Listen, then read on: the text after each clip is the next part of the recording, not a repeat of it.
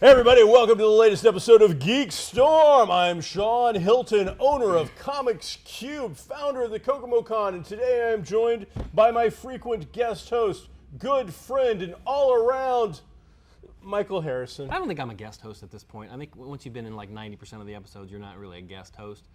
It's not going to say, and guest starring on the credits. I'm second. I'm on the regular. Actually, April's still number one. Yeah, it's eye candy though. Honestly, she's like never on the show never anymore. in an episode. She's never on the show anymore. I mean, she is behind the scenes maybe 50% of the time if we're lucky. Regardless of all that, the Avengers movie came out last week. It did. Made like $190 million domestically. Cleaned up overseas. Still hasn't released in all the markets. Is well over $500 million already, not including extra revenue from the sale of slushies, toys, and other unrelated items to that particular movie. Mm-hmm. They have not added the slushy numbers. They get their hands on the Tesseract.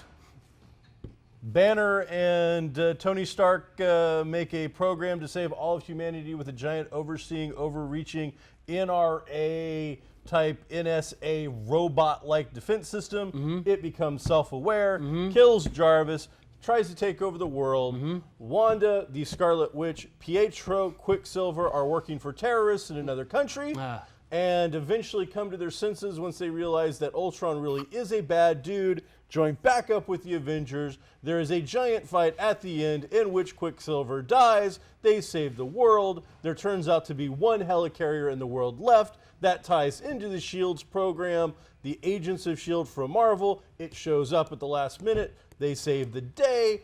At the very end, we see a bunch of podunk wannabe Marvel characters join up as the Avengers. No. And Good the news, other Avengers. guys, because of contracts and they want to maybe scare them a little bit, are told, go enjoy your life. In the middle of the movie, we find out that Hawkeye has a family What are you doing? living on a farm. Now, that we've got all the spoilers out of the way. Oh, it's not even near all the spoilers. First off, it's not the Tesseract, it's the Mind Gem. But go ahead with the rest of your story. Can you repeat everything you just said? What, I thought they wouldn't have got the Tesseract back. Or what was in... The Mind Gem is in. Was it the Mind Gem that was in Loki's thing? I Yeah. apologize right off the bat. We made a mistake. But that was, I think that sums up the whole thing. Oh yeah, you did a great job. So, what'd you think? I thought it was good. I feel like I've seen it the fourth time now that you've explained the entire thing. But I saw it 3 times. I really enjoyed it. It was interesting that I saw 3 different kind of sets of previews in the 3 different viewings. I only saw Star Wars on the first one with you. I didn't see it the rest of the time, and I saw some various other things, but that's not really about the movie. Really good movie. I really enjoyed it. I really enjoyed how much they gave Hawkeye, even though it seemed it was a conscious decision by Joss Whedon to do that so that he could do the misdirect with Quicksilver. He wanted you to think that Hawkeye was going to go. We're going to kill Hawkeye because we've introduced a family. But I'm okay with that because because that really let him strut a little bit. And I know you're not crazy about Jeremy Renner, but I think for that character he's pretty decent. And he had some of the best lines in the show. He did. You know, his little speech he gave to Scarlet Witch when all the crap comedy, hit the fan. He kind of had a Captain America scene there with the Scarlet Witch scene that you're talking Yeah. about, where he gives him the "we're going to go out there and get him no matter what happens" speech. Right. But then he makes up with some good laughs, and then the family thing settled him down a little Like bit. the city is flying. Okay, the city's flying. I like this voice inflection there because he's Some trying to good change stuff. something. It was funny. So overall, it's doing quite well. It's made tons of money at the box office. It made a little bit less than what the studios were forecasting, but they went up against. Which is crazy because Avengers, the first one, had the best opening of all time. Well, for a one day, yeah. Well, that's an opening. So the headlines that you saw though all weekend were Avengers 2 doesn't do as well as you know the other movie like that. So there's so much clickbait on the internet. When it I hate it. quintupled what maybe an average movie Right. would do. It only did better than every other movie of all time, just not the first one. But So, whatever, it was it still did really well. Good. Yeah, did and really good. And probably won't see it again for quite a while, but since I saw it 3 times. But We're taking my mom to see it. It's fun. It's a perfect summer action movie. So there have been some complaints by whiny little posers who People just like to can't, complain. move out of their mom and dad's garage. have fun. That's So- a stereotype. I don't like that. All right, then they moved out of the basement. That's also attic? stereotypical. Stereotypical. All right. Nerds don't like that anymore. So- you know who's like that? Fantasy baseball. Fantasy Those baseball's guys, like that now. that's who you got to watch out for. I'm telling you right now. Those are the new On the guys. news every night, fantasy baseball guys. So out of that, we've got some recent news. We've got an announcement from ABC finally that they are renewing Agents of S.H.I.E.L.D. for a 3rd season. Right.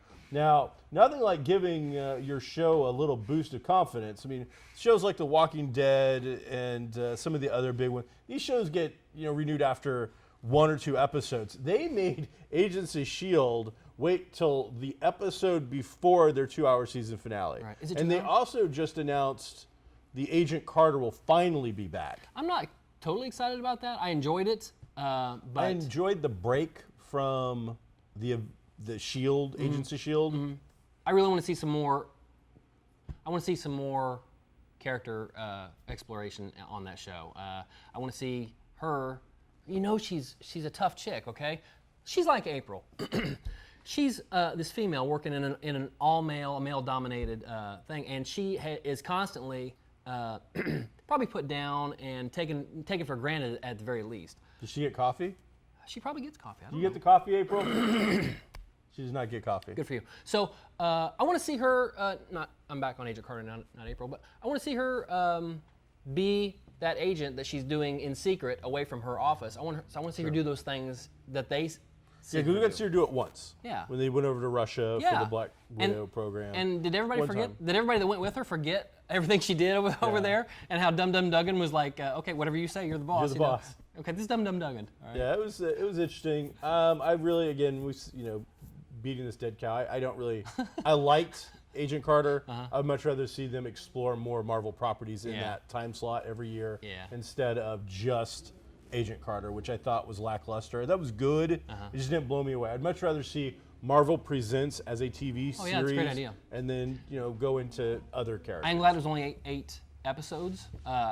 That way you don't get a lot of filler throwaway episodes. You get the storyline, and I like that quite a bit. So They have announced the death or the non-start of the Mockingbird TV show. Yeah. That didn't go over. I think they released the news because you'd heard about it. I hadn't heard much about it. I think they did kind of a silent thing where they threw out a headline. They're like, let's see how people react to this. Clickbait almost. Right. Nobody reacted. It was like the sound of crickets, and they're like, I think some studio heads like, that's not the reaction we were looking for. And Agents of S.H.I.E.L.D.'s not that strong by itself anyway, ratings-wise. Right. So why take out what people think are these stronger characters that have kind of helped glue the show down? Right. In that last episode of Agents of S.H.I.E.L.D., we'll kick a little bit into the episode as they lead into a 2-hour season finale. We have Gonzalez. We've got them like coming to an agreement that there's going to be one shield. Yeah. It deals with the aftermath of the Avengers movie. Right. And then, but the big takeaway was Bobby Morse / Mockingbird is like taken out by the secret Supra, chameleon agent chick. She's Agent 33, I believe. Something like 33, that. yeah. Why? Did I miss something? I'm not sure. I'm just I'm curious. sure we'll find out this next week. I didn't know whether I missed it, like in the actual episodes, that I just wasn't paying much attention or something, or if we're going to find out that there was a big secret in the next episode. The takeaway I got from that was that Ward has an end game that, this is where you thought he was going. This is where you thought he wanted the show wanted the viewers to think he was going, not necessarily the other characters. This is where he's really going. Sure. So we'll find out. I'm sure next week. My only problem with the last episode, there's a couple, but I'm a picky guy. But the whole Agent 33 or whatever, Super Chameleon Agent, as I like to call her, is pretending to be May again and taking Bobby in a Quinjet. Right. But May is flying another Quinjet. Right. The super secret agency guys don't have like comm links to like, all right, Quinjet 1, Quinjet 2, this is May, this is Blood. Wait, you're May? I'm May. Well, who's May? That was just dumb. I was like, what? One, it did confuse me because I was like, why is there a Quinjet with only two? The two most badass females in the show, the strike force basically, we're going in to have a talk, but we just put in the 2 heavy hitters in one jet. Yeah. To only find out that it was a big switch. So you got that going on. It was a good episode. I was sad to see Edward James almost go away in the show. Really? See, you're a better person than I am, because I thought he's been a wasted actor / character since he introduced him. I thought the whole double shield thing just never felt like it made any sense. Well, I think it You're makes the sense. fake shield. I'm the real shield. I'm thinking the one that Nick Fury says is the real shield is the real shield. But they all think Nick Fury's dead. So how is it that you've got Shield, okay? Then you've got Coulson, and Fury gives the box to Shield or to Coulson, and they go off and they're all secretive, okay, doing all these things. You've got what's left of Shield. They think they're Shield because they're still cashing checks, okay? Yeah, but they know about the other shield. Coulson's shield does not know about Shield 2. Okay, I'll give you that. Shield I'll 2 give you that. knows all about Shield 1. I'll give you that. And isn't like, you would have thought I would have sent somebody in Right. before the big infiltration just to sit down and have a talk about who's what. That and another issue that I had with some of the current ongoing activities with it. I'll save that for the finale. All right. We'll save that till the After. final, and Okay. we see if maybe they clear up some stuff with Okay. it. CW announces the official title Right. for the Flash Arrow spinoff. Right. Is it Legends of Tomorrow? Yeah, I'm not crazy about that title.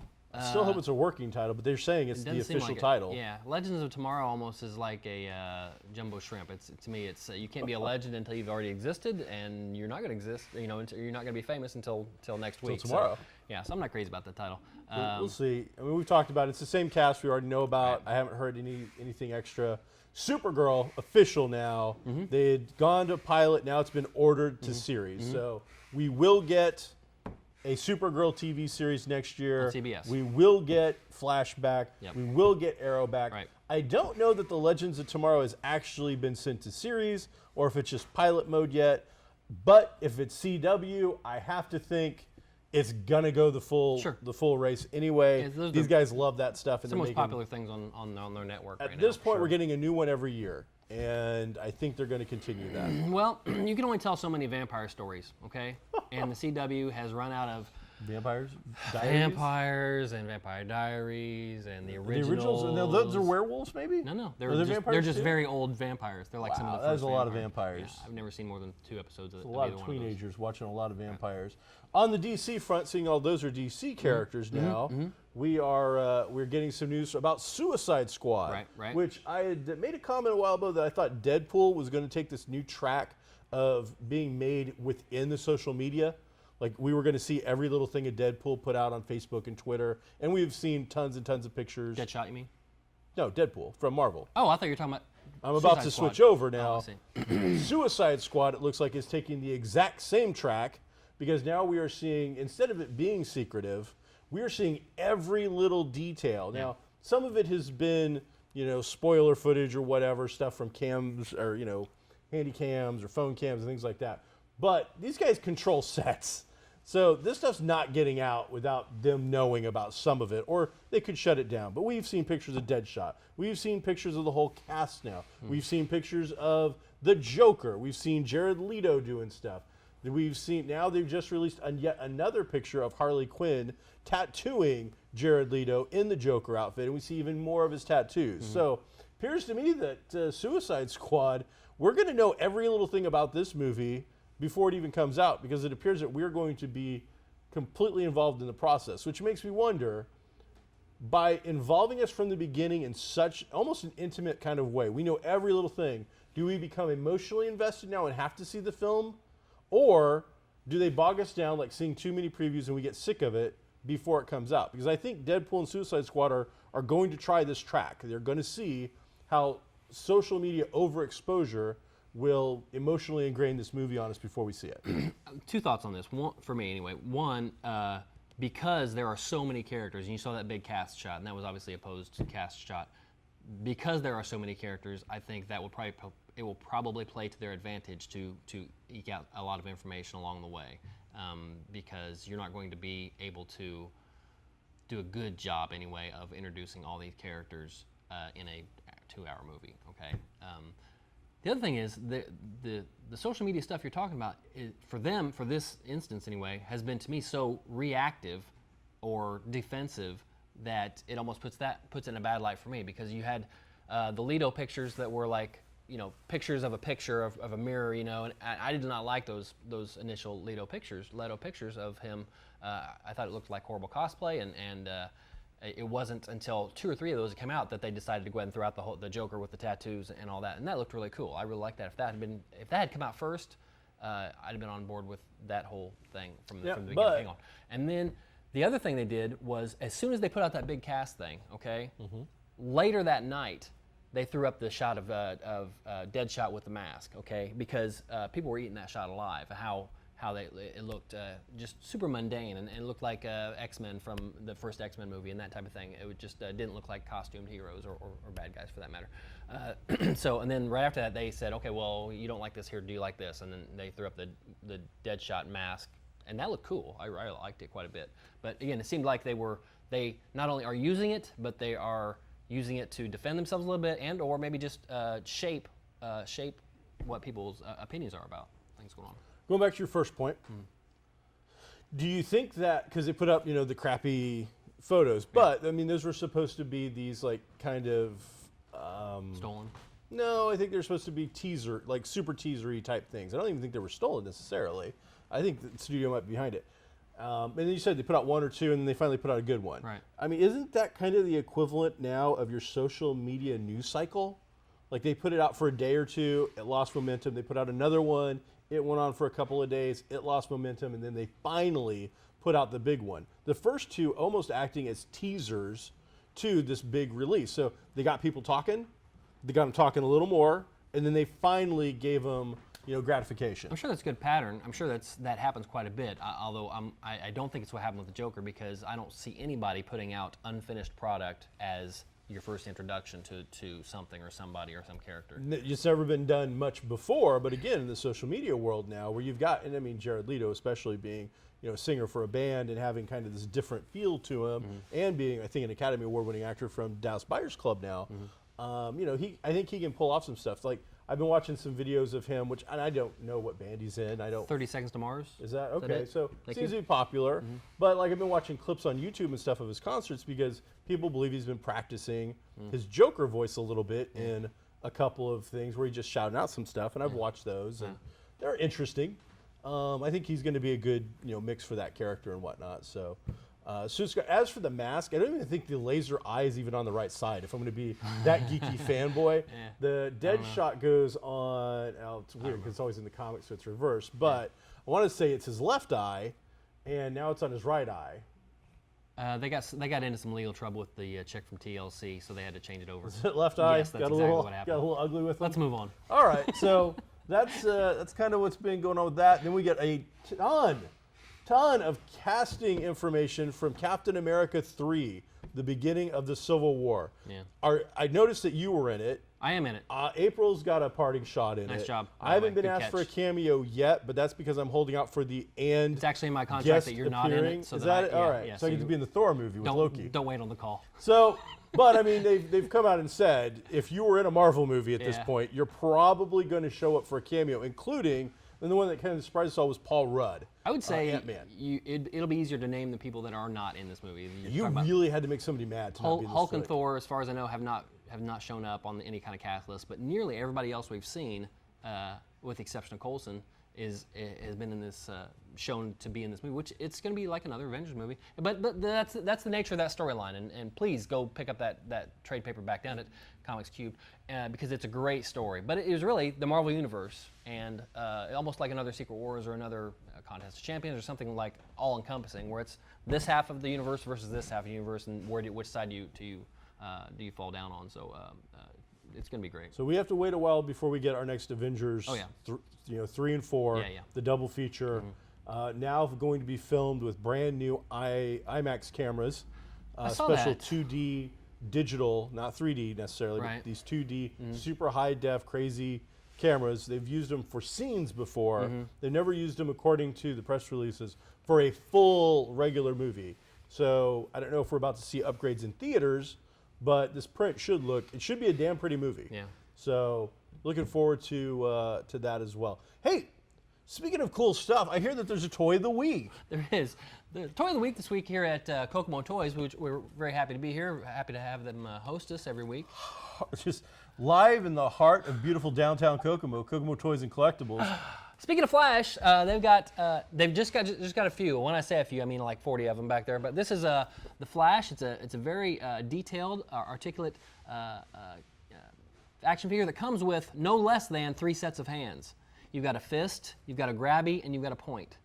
So depending on depending on where you're at, it's $25 here at Kokomo Toys. You can have him point where he's going next. You can have him grab a guy. I like it. It's so much. It's very much. This is the CW Flash. This isn't the New 52 Flash. Yeah. It's not the Barry Allen from the comics Flash. This is sculpted on that particular actor. It looks like his face, well, as to the point that you can get that. And that's a cool figure. Right. That's the toy of the week. Right. However, Right. you were so enamored with the second figure. Another DC figure, aging Aquaman, and here's a close-up picture of it right here, is making the rounds. And this is out by, is the company called Fifth Element? Is the company called? Oh, there's a movie called Fifth Element that I didn't see on purpose. I saw a half hour of it or so. It's got Bruce Willis in it, but this figure looks like an aging Aquaman. Okay, and it's like Aquaman went to Waterworld. Right. 70s Aquaman, not the new cool Aquaman. So for the 3 or 4 of you that have seen the Fifth Element and the one of you that liked it, come pick this up. It's only $10.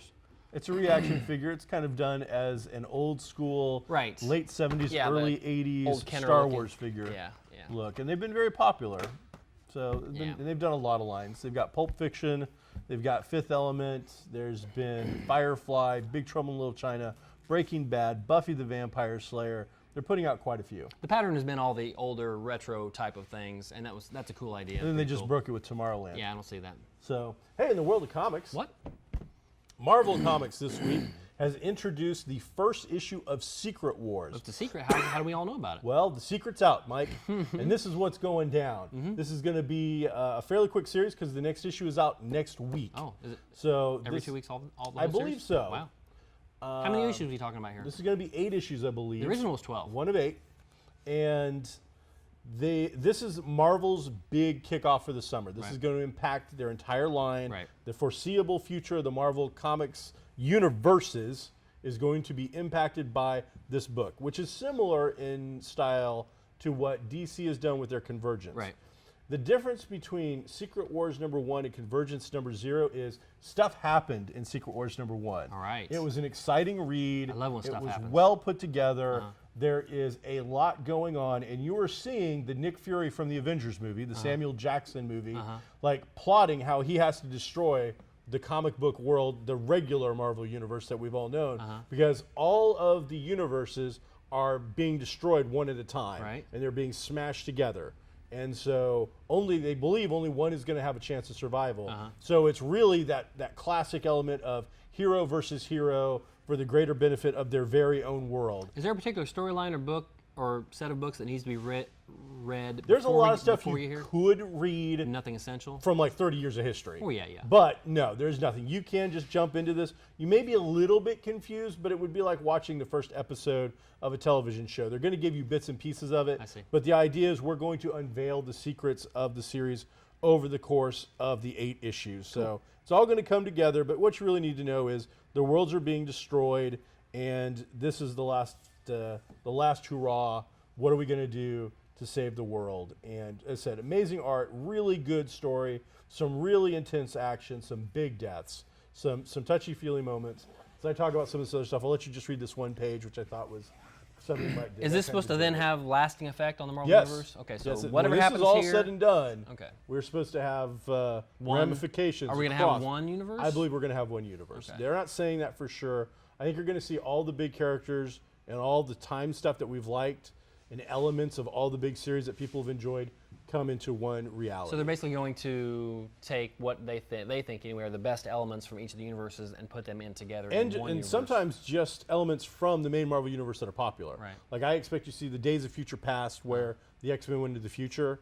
That storyline continues in this. So they're going to take that. there's a book coming out called Infinity Gauntlet. There's basically every major crossover they've done for the last 20 years is going to have a small series, and out of those things, we'll see how it all comes along. So they take what they want and leave the rest. Yeah. Like your salad bar. Exactly. Now, next up, while you read your page, I'll tell everybody I can read about this barely. Wonder Woman 77. Twice I've been told to read Batman 66 has come out. It's been incredibly popular, and it's been comic books featuring the stories and adventures of the Adam West Burt Ward series, and have been quite popular. Well, it turns out DC had another famous TV series out in 1977 featuring the beautiful Linda Carter. Still today beautiful. She is... Holds up very well. She's a smorgasbord for the eyes. I don't know about that. And so here we have them taking stories from that universe, that time period, and doing a comic book out of it. That's cool. Absolutely beautiful art. I mean, they didn't pick losers for this whatsoever. It is absolutely some of the best artwork we have seen in a very long time. Cool. Fun stories, all 70s kind of that cheesy related stuff, but so well done. If you're a Wonder Woman fan, perfect book to pick up. If you're a Linda Carter fan, perfect book to pick up. And if you loved the 77 Wonder Woman, of course, then it's a must-have. Is Lyle Wagner in it? Lyle Wagner? Yeah, the guy that played Trevor. There is Trevor's in here. Yeah. Does it look like Lyle Wagner? Well, the Linda Carter looks dead on. I don't know about Wagner. I'll look. Go ahead and do your next thing. You can do that. I'm going to look to your next thing. We also have in this week Mutanimals #3, a Teenage Mutant Ninja Turtles universe comic written by Kokomo's very own Paul Allor. We have these autographed and at no additional charge at Comics Looks just like Cubed. him. That's So funny. check that out. Looks like Star Wars fans, check out what I feel is the very best of all of the Star Wars books from Marvel. They've put out a book called Star Wars. They've put out Darth Vader. They've put out Princess Leia. And they have now put out Kanan from the Rebels TV series. And this follows his adventures as a Padawan. This book takes place directly after Order 66. Right. And from the TV show, which I absolutely loved, they just announced the release date for Series 2. Oh, good. Or Season 2. Looks amazing. This gives you stuff that hasn't been touched in the show yet. We don't know that much about Kanan's past. We followed another character through most of it, and he's kind of the teacher figure. This takes you back to when he's a Padawan and his learning to deal with what happened. But much like, Ahsoka was saved because she dropped out of the Jedi Order. He's in the Order and is friends. I mean, this is one of the big scenes, especially in this issue. Yeah. He loves the troopers. These are his friends. These are almost like family to him. And he's a young teen. He's a young Padawan, Yeah, okay. And so they turn, they go out and they murder and kill his master, and he barely escapes. So great book. I love that one. I just started the first Star Wars novel.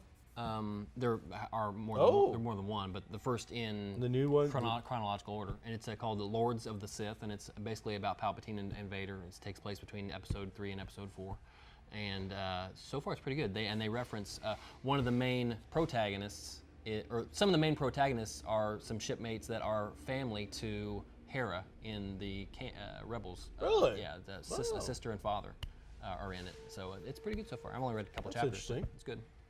They're involved with Palpatine and Vader? Well, they're rebels. I mean, okay, so they're fighting against them. Yes, then. they're the Oh, I was protagonists. going to say, because they, the Empire is always about Right. non-human. And then from the last thing to follow this time is from Boom. It's a much smaller company. Here comes it's a book called Arcadia. Ooh. This is our really in-depth, kind of hardcore comic for the week. This is the one that's not superhero related. It's not fun and fluffy. The idea here is that plague, pestilence, something hits the world, and 90% of the population is dead. Oh, it's awful. But what they did was they took millions of people and made CG-style models of their brains. Okay. So the idea is that all of these people now live in a virtual reality world in tune with the real world. They intermix. Like the real life president has to deal with the fact now that there are more people in the CG world with rights than there are in the actual physical world. And what happens, because to run all the power to keep all these computers going with these millions of entities and all that knowledge base, because they instead of losing the top premier scientists that were about to die, they modeled their brains first. Gotcha. So now all of these CG style people are actually more important in some aspects than the physical people, because the only people that have any chance of saving the world are these CD. computer, aided minds. So it's an in-depth kind I'll pick that up. deep That sounds interesting. philosophical, a little bit of everything going on in here, Okay. and then they play dirty. Because like the president goes into the virtual world. Well, the virtual world, 'cause she has to meet with them. So in the virtual world, of course, they can do anything they want. So they do what, and plus her dead family members are there. Oh, it's sad. So they just it's A little- politics. A little reunion. It's really really good, and that's about all we got time with. Next Aw. week we're gonna talk about Splendor and maybe a couple other games. Good game. Great game. So thanks for checking out GeekStorm. I am Sean Hilton. This is Mike Harrison. Please stop by downtown Kokomo and check out some of our excellent stores like Kokomo Toys and Collectibles, where we film GeekStorm, or Comics Cube, my own store, where we can tell you about all the comics or need a show store. you what we've got. I need to open a store. And Mike Harrison's need a witty store. banter store. Thank you all. Next week Highly here on successful. GeekStorm. Something cool.